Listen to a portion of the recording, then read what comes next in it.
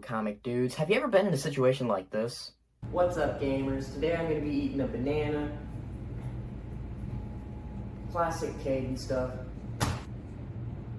Well, if you have, then you're perfect for today's episode. Today we're going to be talking all about my boy Kirby. The reason I'm doing this is that someday I want to have gone through every single mainline Kirby game, so I guess there's no better place to start than with Kirby's Dreamland on the Game Boy. So let's just get straight into it. Whoosh! Now the big question at this point is, what is Kirby and why should I care? Well, good question. Kirby is the love child of none other than Sakurai himself, and his bias has clearly been showing throughout the years because of this. Quick synopsis. Most Kirby games have been developed by HAL Laboratories and not Nintendo directly. Some would argue that it isn't Nintendo and that it's a second-party development team, but let's be honest with ourselves here. It's just the Kirby branch of the company, nothing more. Actually, my bad. They also worked on Golf for the NES, so I retract my statement. Apparently, Kirby was named after a lawyer who defended Nintendo in a legal struggle, and if this is true, that changes everything.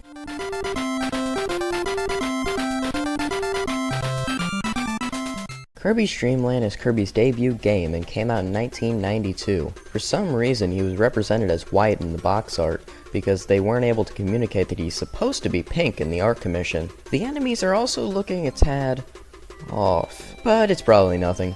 Booting the game up, you're greeted by the logo and infinite apparitions of Kirby dancing across the screen until you press start. Once you press start, you're sent into green greens and Kirby, no! Look out! Each and every stage of this game starts with a little cutscene that symbolizes the stage you're about to enter. And for the Game Boy, it's not that bad. This game was built with the everyday gamer in mind. It's incredibly simplistic and at times laughably easy, but that's not the point of Kirby. The point of Kirby is to just have fun. Getting dropped into the first level, I have a few things to point out. 1. Why do you start with 4 lives instead of 3?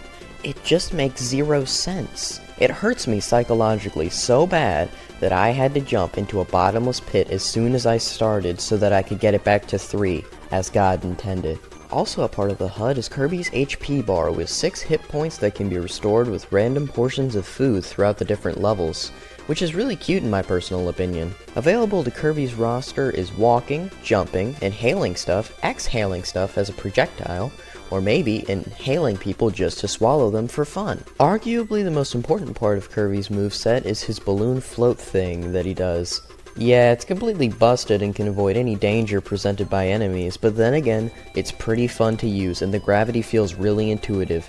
It helps to satiate my hunger to float away in the air like a balloon. The pixel art is actually really good in this game in my opinion. Mind you, this is on the Game Boy where most of the games look like this, so the fact that Kirby looks like this is actually pretty decent. In the first area, you're presented with just about every enemy you'll see for the rest of the game. We got the classics like Mushroom, Monkey Head, and Bird. In the middle of each stage is a mini-boss that is just dodge attack, inhale attack, throw back attack, win. It's kind of repetitive and not that inventive, but you know, that's just one aspect of the game I don't enjoy, so what? My favorite part about the boss fights is how once you beat them, you do a little jig, which is just the cutest thing. Going through the first level, pretty basic, but it's just a grassy first level and a 2D platformer, I don't really have any complaints. Second level, it's a castle, pretty dope. Third level, hey, it's a beach level with some cave segments that ends with an airship part, pretty creative for the time. The fourth level is a sky level, which is pretty on brand with Kirby's bubbly and airy energy. Then, the fifth level is a mix of them all. And it is also a boss gauntlet where you rematch everyone, which is really fun and fresh for the time period. Then you beat King Dedede's butt, and right as you're starting to get the swing of things and realize, hey, this is actually going to be pretty awesome, the credits roll. This game can be beaten in 20 minutes. But when the only issue I have with the game is that there isn't enough of it, really is just a testament to how good this game is aged. No wonder Kirby has resonated with so many people, and this game stays as one of Kirby's best-selling titles. Anyways, comic dudes, I'm going to be ending the episode here because, well, we've talked about all games that have Kirby and Dreamland in the title. What is that? Hand me another bag of them chips! Clearly the warnings of games past did not weigh on thine conscience. They made a sequel to Kirby's Dreamland on the Game Boy. The reason I'm specifying on the Game Boy is because the NES actually had a Kirby release in between the two games, which just feels like a huge oversight to have this game labeled as 2 even though it's the third game in the series. But I digress. Looking at the box art, look, they did it! Kirby is now pink again! We can now finally stop the debate. And is that a hamster? Why didn't this game sell better?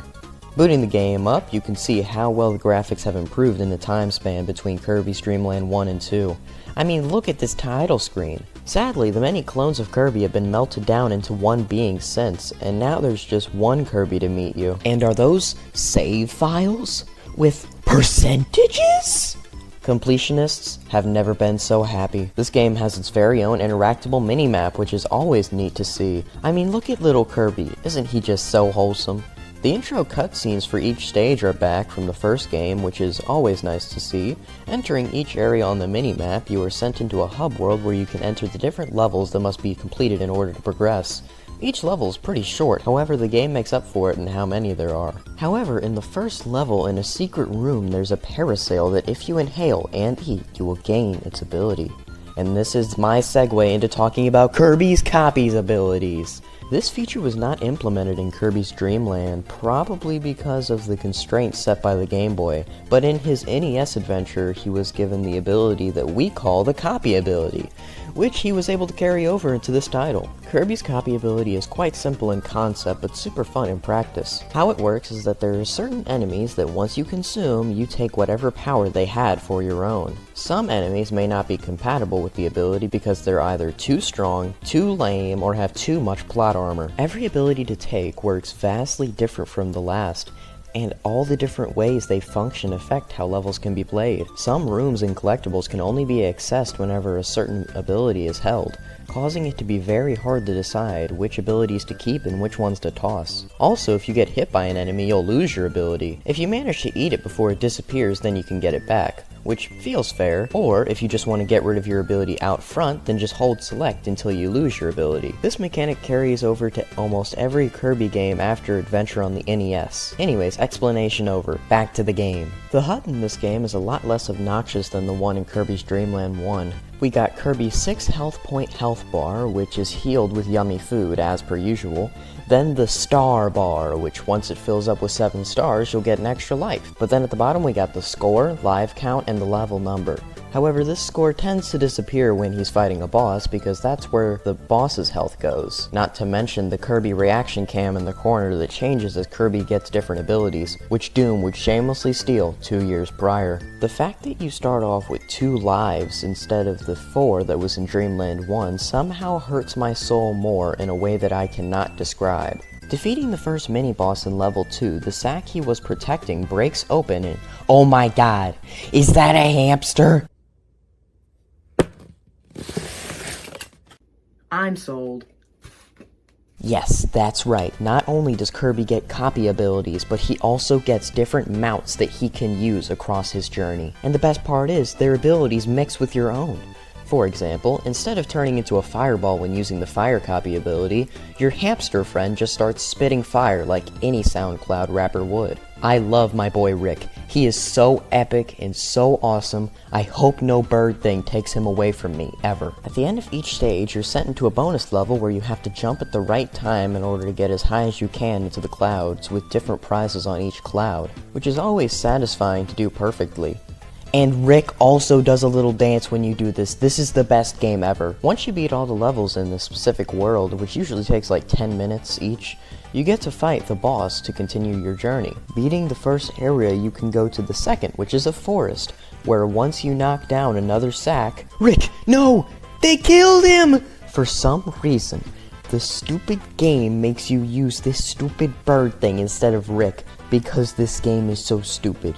No wonder it barely sold 1 million copies. The third world is water-based, where you meet a fish friend named, Cyanide or something? I couldn't care less. He's the most forgettable out of the pets. The next 3 worlds, you cycle back through the pet friends, and I kid you not, I've never been so excited to see a hamster in my life.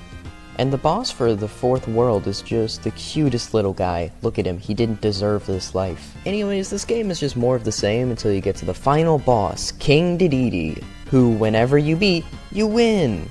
Wait, What's happening? This isn't The Exorcist! Oh, it's just some random night. Weird flex, but okay. Anyways, after you kill him... What the heck is that?! Back away, Satan! This game continues Kirby's Adventure's legacy by having the final boss have some super random evil second phase, which is almost always some eldritch horror. And when 90% of the game is just happy Kirby dancing with a hamster, that's pretty weird.